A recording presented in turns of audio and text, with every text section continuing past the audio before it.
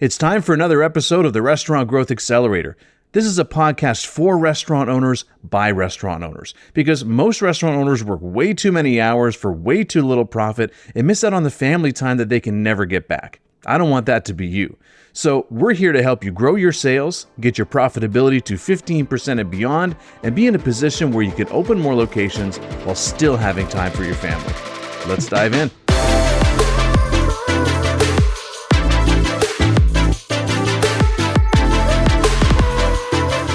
Hey guys, welcome back to the Restaurant Growth Accelerator podcast. I am Andrew Scott, your host, a 4-location owner, and I also own OnwerShift, which helps restaurant owners get more profitability, helps them have more freedom with their time, and grow their sales. All right, we've got Nathan Voulgaris here. He has been a regional manager for 8 restaurants with over 700 employees, doing about $60 million in volume, and we're here today to talk about the 3 ways to reduce your labor costs. Welcome, Nathan. What's going on? Well, listen, I'm happy to be here. I'm excited to talk about labor costs. Let's do that. Let's cut some labor. Okay. Well, so when we start with this, first thing people are like, cutting labor? You mean you want me to pay people less and fire my employees? I can't do that. That'd be a short episode. It would be a very short episode, but that's not what we were trying to do. In fact, one of the best ways to cut your labor, hear me out, is to pay people more. I'm going to start with that. I know that wasn't on your list, but I'm going to start with that. Now, everyone's going, Andrew, what the heck are you talking about? So here's the deal.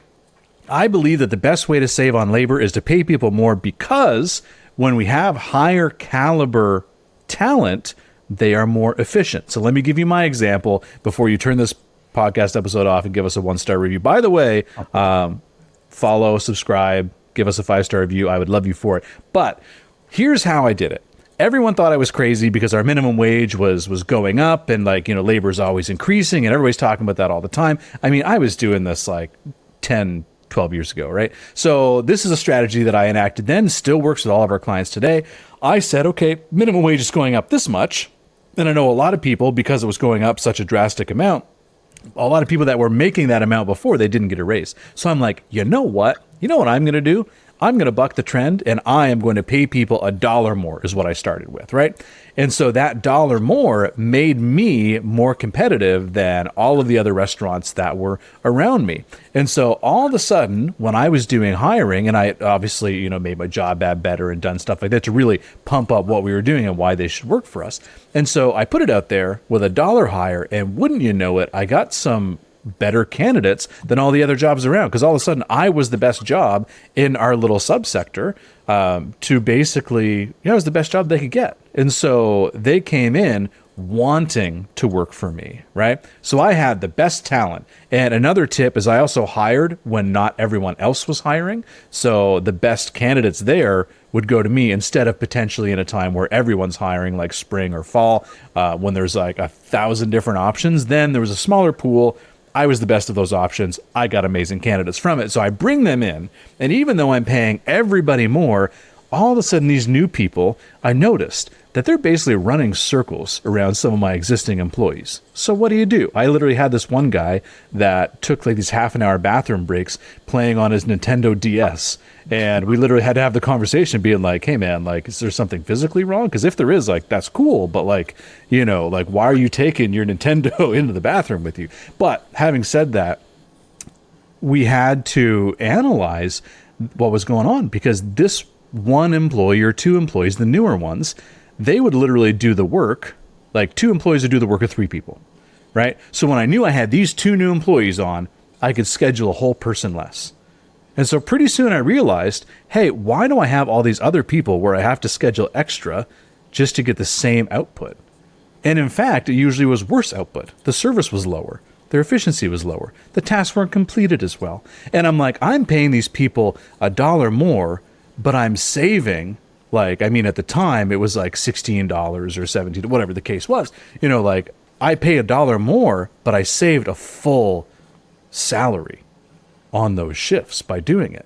That works out to way more than the additional $1 that I was paying them, right? So I was actually able to take my labor, and again, so coming from a QSR background, my labor target non-management was actually My target was 20, and I could never hit that target for 20. And if you guys are full serve, you probably think that's crazy, but it's a different model.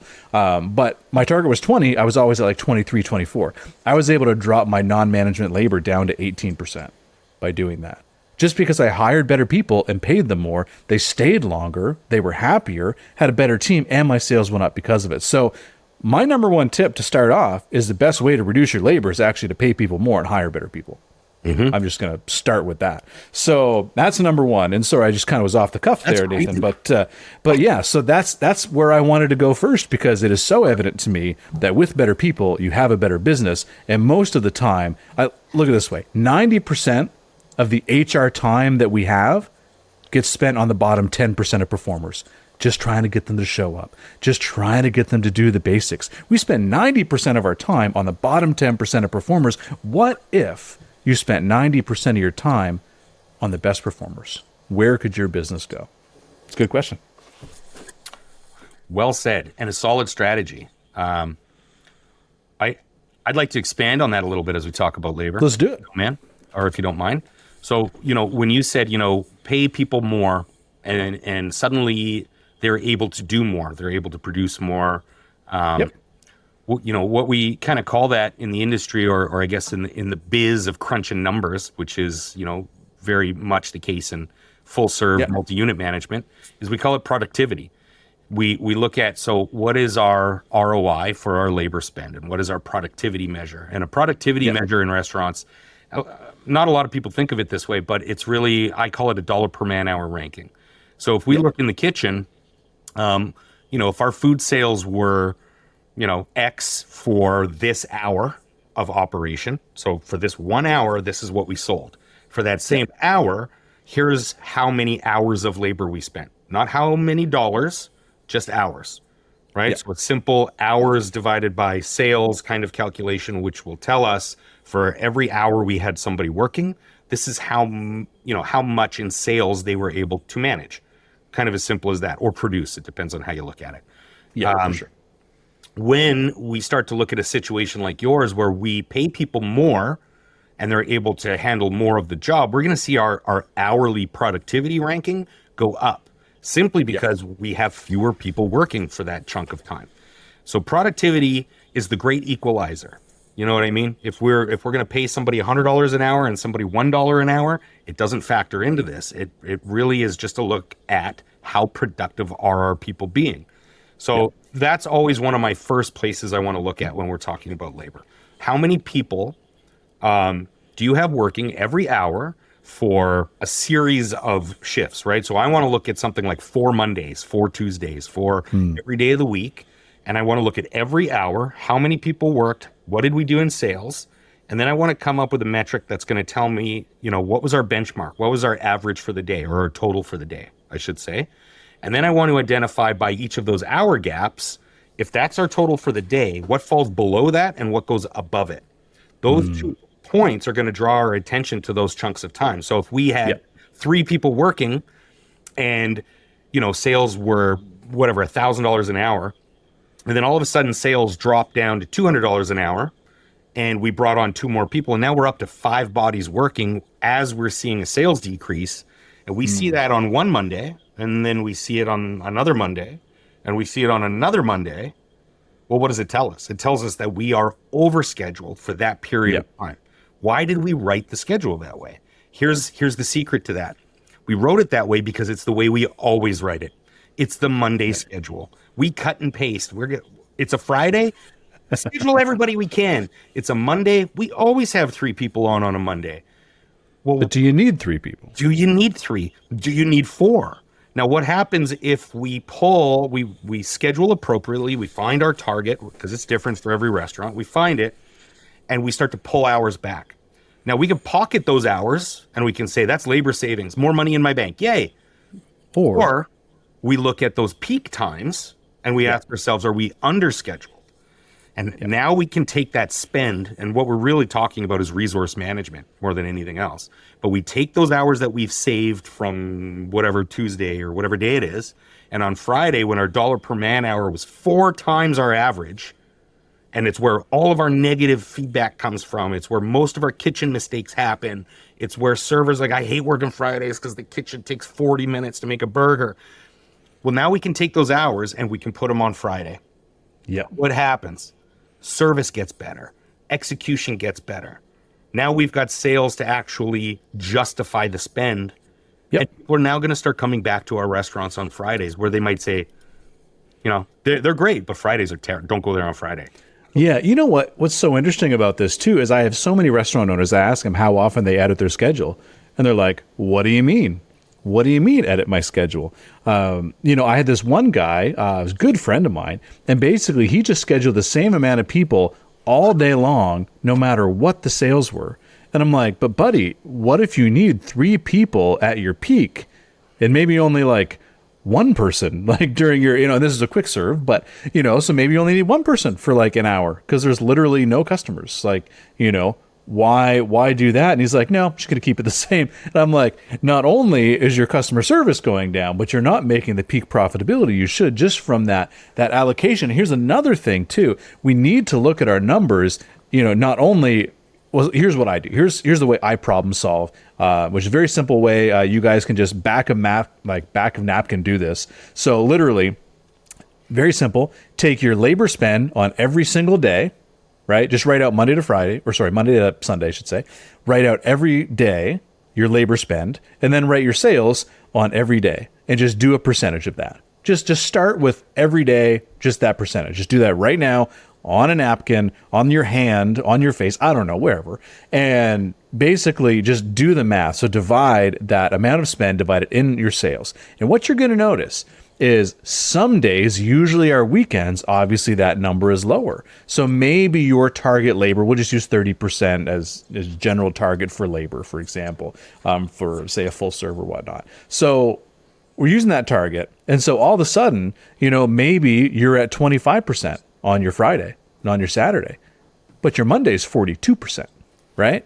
So all of a sudden, you're realizing I'm spending way more on Monday than I am where I actually need it. So that could mean 2 things. It could mean either this is what we're capable of and we should actually target having less labor, or as Nathan said, if there's issues and mistakes and there's stress and everyone's, freaking out on Fridays, let's take 5 hours from Monday, move it to Friday, problem solved. And we didn't necessarily bring down our overall, but we scheduled better, which actually, will help us retain employees longer, but have better customer service and ultimately have a better functioning restaurant. The thing that kills me, and I get so passionate about this sometimes, is that, hey, real quick, what if you could identify thousands in hidden profits, optimize your food and labor costs, and know exactly what moves to make next to grow your restaurant business, all in less time than it takes to drink your morning coffee? That's exactly why I created the Restaurant Weekly Financial Tracker. It's free and available on the link that's in the description. Grab your free copy now and focus in on your restaurant's profitability today. Literally, I would have people that would schedule, and they run the same schedule week after week after week. Meanwhile, their employees are complaining about, like, we were so understaffed, like, I'm going to quit because I don't want to deal with that anymore.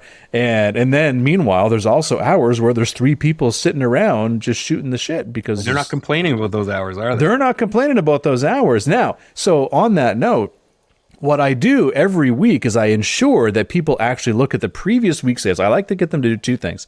Is I like to get them to look at last year's sales for the upcoming period when they're building their schedule. But I also like them to look at the previous week's sales to actually look at where they allocated the labor and what the sales actually were. And between those 2 metrics, we can have a pretty good understanding, because all of a sudden, maybe Tuesday nights used to be hopping, but now it's Friday lunches. And if we don't allocate our scheduling towards that, we're not going to know. We're not going to be able to keep up with the trends and the changes until we start seeing adverse effects coming from our customers, our employees, or our bottom line. And so that's one thing that I just want everyone to do is your schedule should match your sales volume, right? This isn't retail where you schedule the same people all day, every day.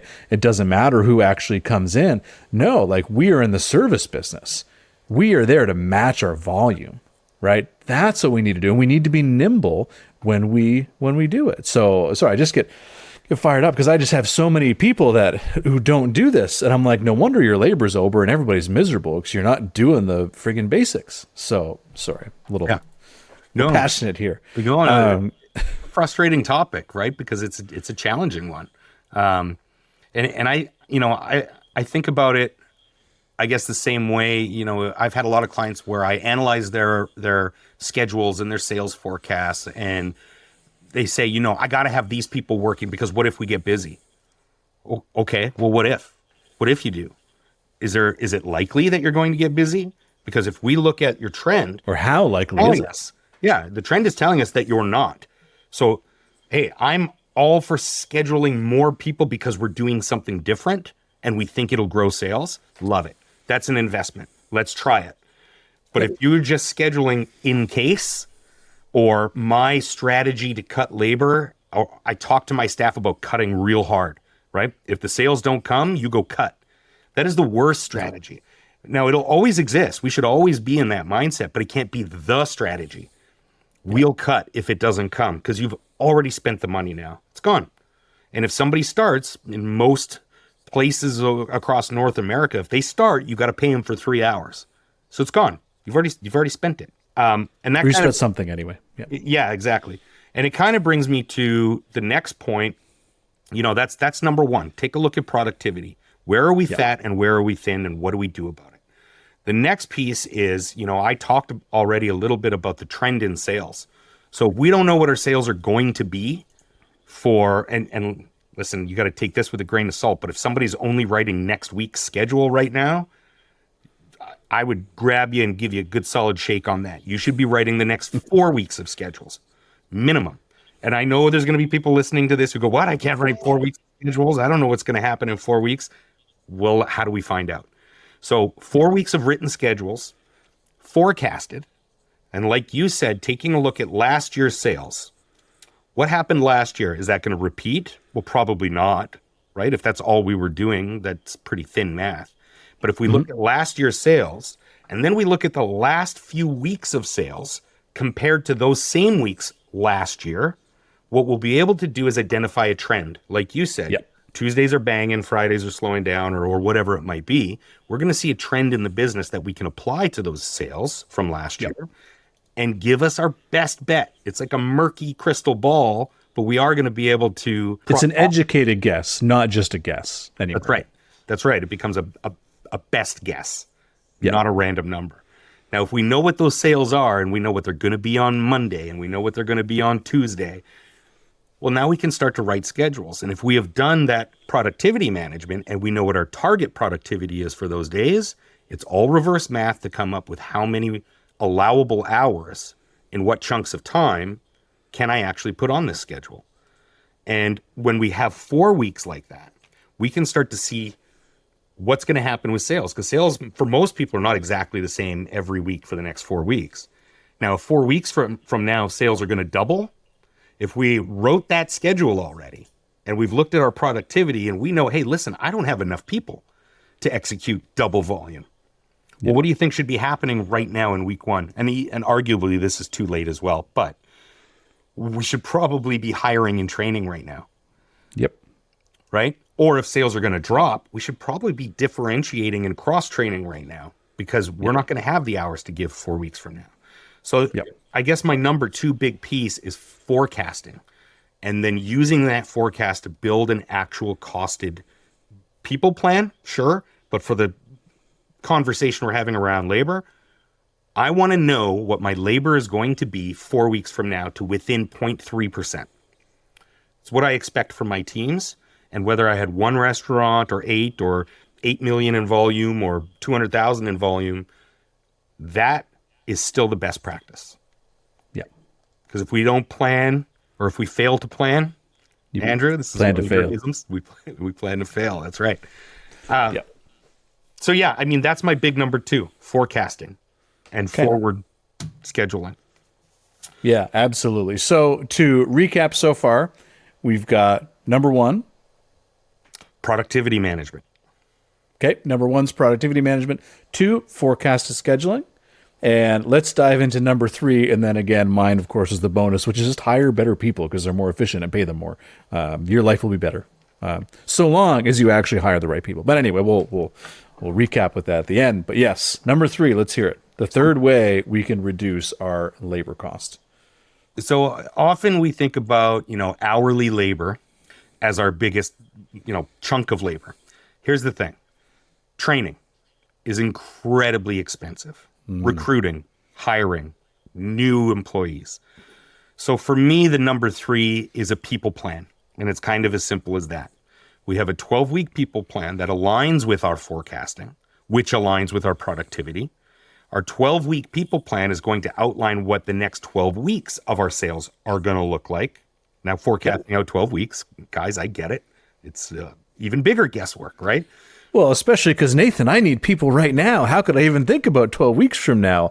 But maybe the reason that we need people right now is because we haven't been planning this in advance and didn't understand where our business is going. That's right. We didn't have a plan. So now you're in emergency mode.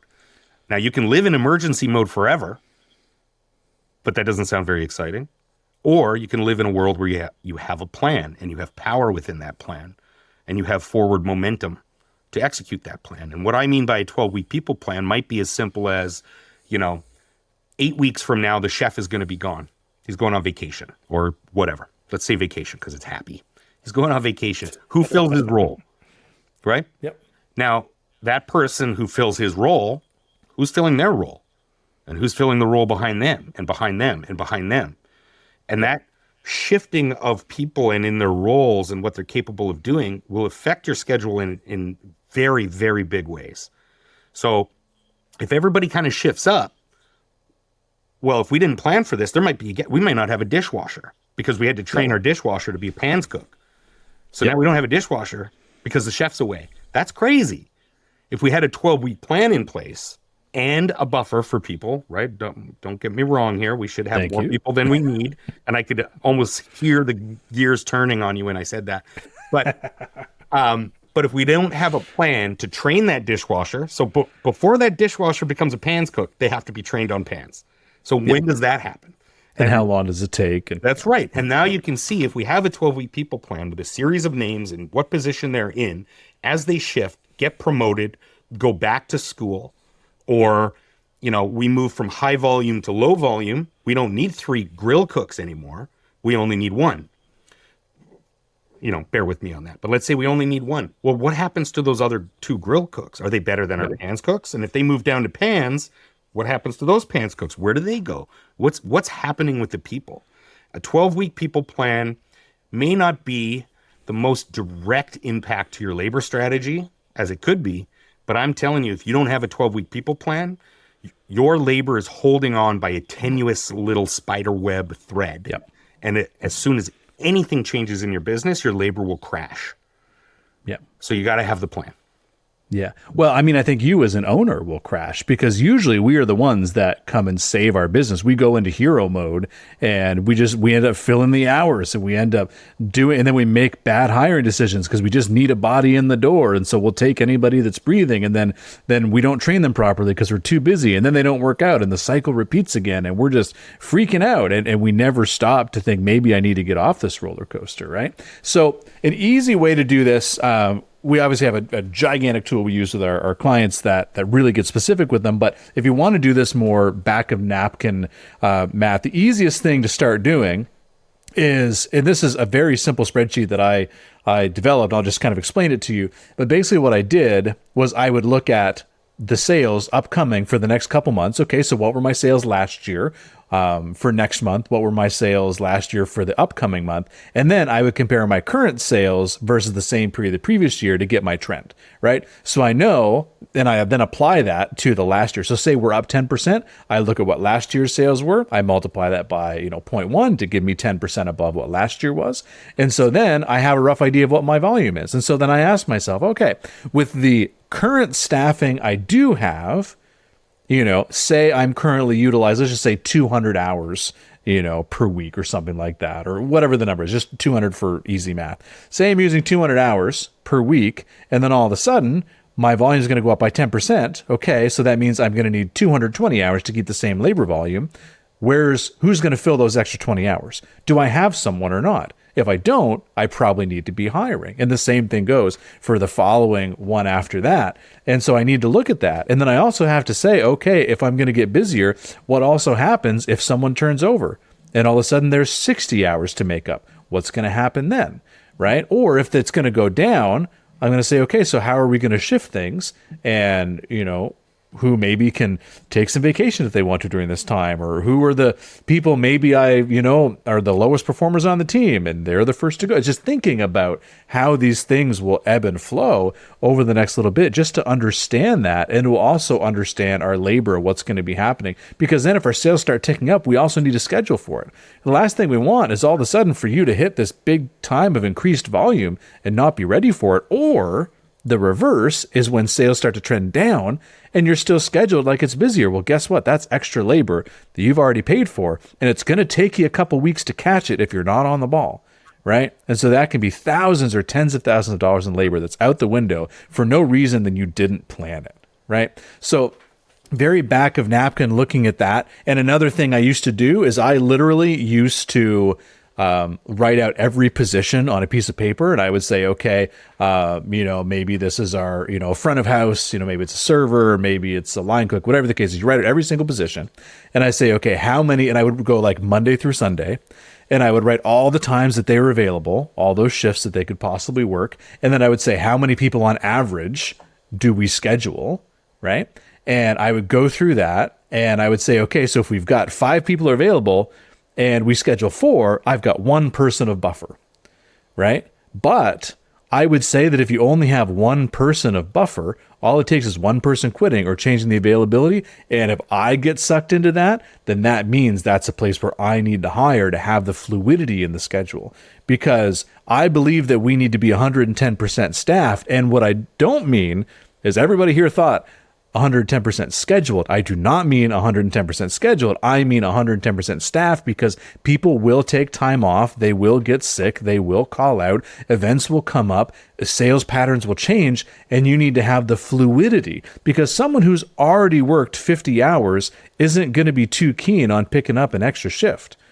But if someone wants 44 and they've only worked 38, they will be much more inclined to pick up that extra shift, right? We just have to look at the incentives of the people.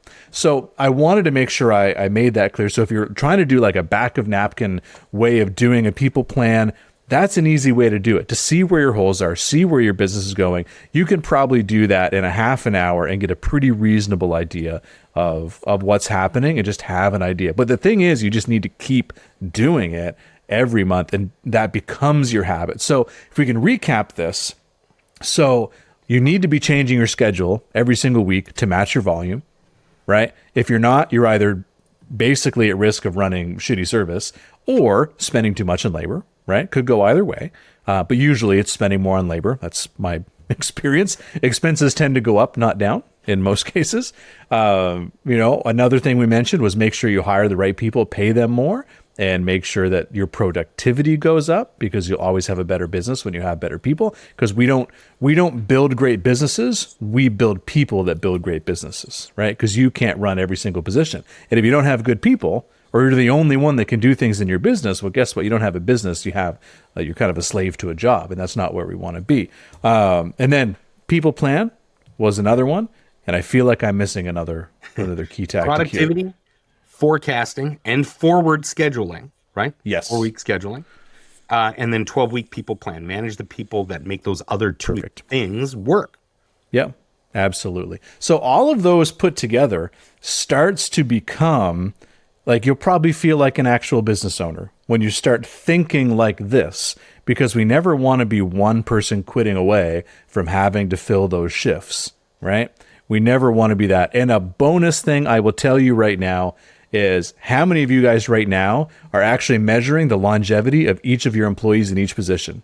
I'm going to wait for y'all to raise your hands. Okay, didn't see any. So most people are not measuring the longevity in their employees because guess what? One of the biggest costs that you probably aren't even thinking about is the cost to hire and train employees. And we talked about that a little bit with the people plan, but what we didn't talk about is that for most people, by the time you spend money on Indeed to hire, by the time you go and do the interviews or pay a manager to do the interviews, and then all of a sudden you've got to pay this person while you're training them and you're paying someone to train them. So that's double labor, just even right there. And then you do that for an amount of time, they're going to make mistakes. There's going to be issues in service. It's going to cost other people part of their productivity to come and help. On average, it costs about $1,000 to $1,500 to onboard and train one employee. And if that employee stays for 3 months, you are negative on your investment. I once had this, I had a call with a client, and I had this guy, I saw like a manager in the background doing an interview. Interview took like 5 minutes, and he came back over, and I'm like, hey man, like that must have been a terrible interview. And he's like, no, I hired him. And I looked at the owner and said, bro, he just spent $1,500 of your dollars. You spent 5 minutes with this guy. How sure are you in 5 minutes that this person's going to come in and crush it and actually give you an ROI on your investment? So every time you're interviewing someone, is this person worth $1,500 of my dollars? And I can bet you've probably looked where to save $2 on cans of soda at the grocery store. Like some people are like looking at food costs and trying to find these little ways to save things. You probably spent more time doing that than a $1,500 expense of onboarding a new employee, right? And so one thing that I always say is you want to feel lucky to have the team that you do, right? You want to look at your team and be like, man, I am lucky to have these people here. Because if you feel like you're the best person in your business, that's a really tough place to be, because then it's always going to require more of you to keep people there and doing it. So my point is, when we are hiring, it is going to cost you money. And what we want to be doing is making sure that we're keeping employees for as long as possible. And so there's a number of ways to do that. We're going to have another podcast to talk about it. But if you're not measuring it, you can't track it, and you can't know whether you're doing well. Because if you have everyone, let's just picture for a second, you're hiring for line cooks, and all of a sudden, there seems to be a pattern where at 3 months you lose your line cooks. Well, then what's going on between day 1 and month 3 to help move that to 6 months instead? Because every time you go and hire someone, and most restaurants will turn their employees over like 100%, meaning if you have 15 staff, they'll have 15 or more people that get hired every year. That starts to add up in your labor costs, because guess what? Training is expensive. It will knock your budget up, 5%. Like of sales when you're training like heavily, right? It's going to be a big impact when you're training a lot, and you can almost never meet your labor costs if you're constantly training. So we need to actually retain people. And so that is one of the silent killers, I think, of labor costs. So if you notice that people aren't sticking around, why aren't they sticking around? What can we do better? Maybe that's in the training, maybe that's in your culture, maybe that's in a bunch of different places, but it is absolutely horrendous for you to only ever be stuck in this hamster wheel of continually hiring, continually training, and then not meeting your labor targets, because that means you're less likely to make money. Because most restaurants right now operate at 5% profit or less. And if your labor is 5% of sales over, you're done. There's no profit left, right? So anyway, I know I went on a little bit of a tangent there, but a great tangent. Well said. Well, I appreciate that. So if you follow these things, you will reduce your labor and actually make more for what you're doing. And not only that, you're going to actually have a better business and a better team culture and just be a happier place to work, which is what we want for you. Because if you're listening to this, you want to grow your business and maybe even take it to multiple restaurants someday, which is another topic that Nathan and I are going to talk about down the line. But if we put all these things together, we want to create a system that's duplicatable so that you can grow and still have that time and life with your family while making great money at the same time. So I hope this is valuable for you guys. Thank you for joining us today. And again, subscribe, give us a 5-star review. Would love to see it. Give us some feedback, and we'll talk to you soon.